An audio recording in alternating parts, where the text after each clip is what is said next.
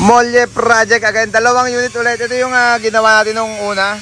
Yan, binalik lang nila para sa dagdag molye uli harapan. Nabitin nung nakaraang schedule nila. At papadagdag na ng stabilizer harap at likod. Kila bossing naman, dagdag molye likuran. Okay na yan, pre. Diretso mo na yung manubela. Yan, dagdag daw sila. Pre, umidikit. Atras konti. Atras. Atras. Atras.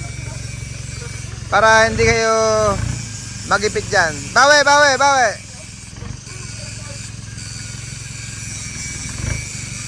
Up. Okay, diretso lang kami manubela. Diretso lang. Yan, dagdag molye project mga kabisyo. Pagka kailangan rin dagdagan ng molye mga unit nyo, tawag lang kayo sa number na process screen natin. Marami tayong stock na molye dito pandagdag. Kahit mga auxiliary. Yan, magkakatay tayo dyan. Kakatayin lang natin yung mga yan para pandagdag sa mga unit nyo. Harap likod, pwede yan. NPR, NKR. Pati yung mga modelo na N-Series. Ito yung matataba yung gitna. Mga Japan surplus yan mga kabisyo. Yeah, boy.